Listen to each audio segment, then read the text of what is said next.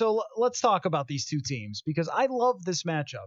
And on the credential, can I show it to you? Yeah. I know that I like that you're going to Arrowhead, yeah, huh? I know. I will show you this credential, which still says ESPN 1500 on it. But look at that.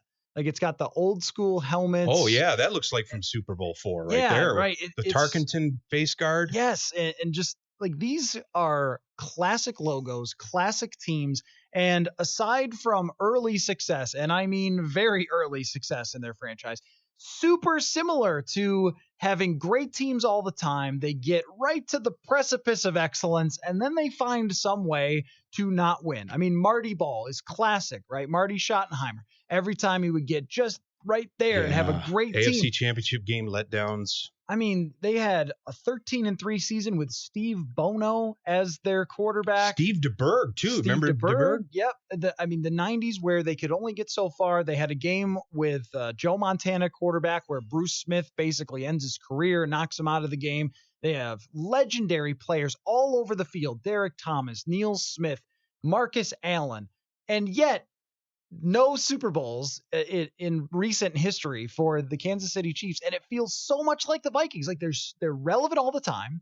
They have an incredible home field advantage. They are one of the great franchises to ever exist, but just cannot, in at least any time recently for Kansas City, get over the top. It's kind of remarkable how good you could be for this long and not make it happen. Not even back into a Super Bowl at some point. Because you mentioned the home field. Everybody talks about the Arrowhead mystique, and I've only been there once.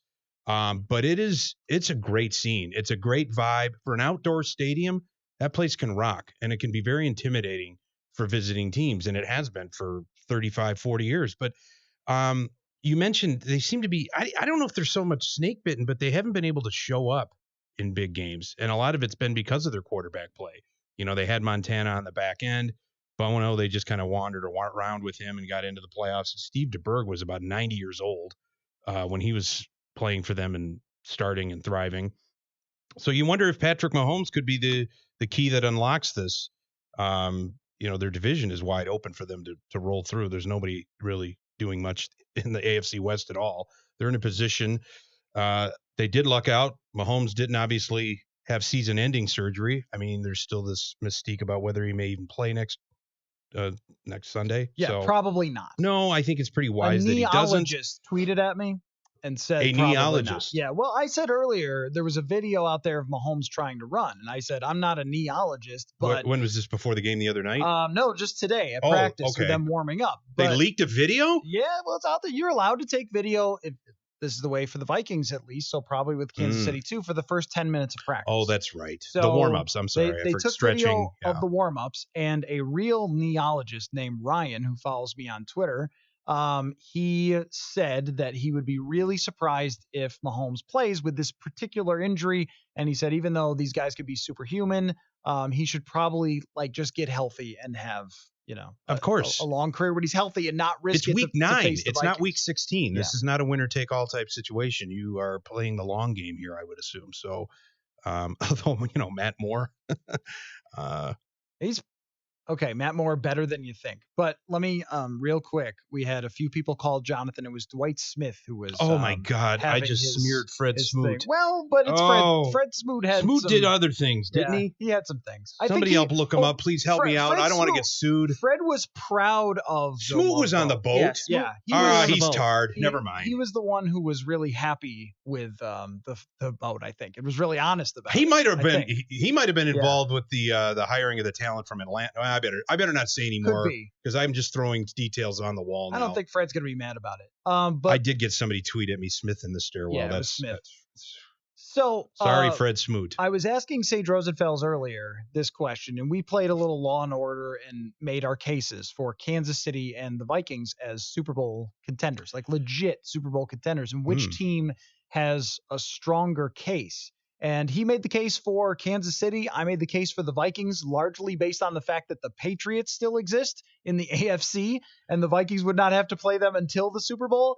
But also, Kansas City actually has a lot to play for here. I know that you mentioned that their division is garbage, and it most certainly is. They're going to win that division. But home field advantage when you play at Arrowhead is a huge deal. And if you have to make the Patriots come there again, with less of an offensive line they had last year, maybe Brady's a year older, you have a much better chance. But if they have to go on the road, which looks like it's going to be the case, and the more that they lose, it becomes more and more realistic. I think that's really tough for Kansas City, even though they're a very good team. So you weren't making the case whether the Chiefs would beat the Vikings in the Super Bowl. You're just making the case that they're going to get there. Which team has a better chance? Oh, all right. And I think it's probably because of Kansas City's quarterback. It's probably them, regardless. Yeah, he's a playmaker, right? Yeah. I mean, he's going to make the difference in some games that are going to come down to it. But you're right though. The Arrowhead advantage didn't do much last year. I mean, it blew up in their faces. I like him as a year more seasoned. Is that right? A year more seasoned. Don't bet against the Patriots at all, though, ever. Right. I did last year. The Wild were actually in Vegas the weekend of the conference championship games, and I bet against the Patriots, and I'm still regretting that. And I'm only bringing it up because I saw it in my suit coat pocket the other day. I hadn't worn that coat since I was in Vegas and was painfully reminded of that bad choice over that many bad choices that weekend, but that was among them. First bad choice ever made in Vegas, involving money, no less. I like I'm not buying into the Vikings getting into the Super Bowl right now. I mean, I like the fact that they've played well their last 4 games. They're building confidence. They're closing ranks around Kirk Cousins, but I mean, we argue Kirk Cousins every week on this show. He needs to show up on the road against a team in the second half and do something. He needs to, rally them from a deficit on the road against a playoff contender. Sorry, Kirk, you're going to have to keep jumping over these bars that we keep putting out there right now. And then this stretch right here where they got Dallas and following Kansas City and then Seattle looming as well. I want to see how they walk this gauntlet before I have any sense of whether or not they're going to be playing on the first weekend of February. Yep. I think it's fair to make him jump over more hoops because he bars. You go through hoops. Okay, through hoops, over bars, just because the criticisms were not, can you beat Washington? Like, that was never a criticism. I mean, from some of the national media, they acted after he lost to Chicago like he could just never play quarterback again. But he's always beaten the bad teams. It's can he go to Kansas City and beat the Chiefs?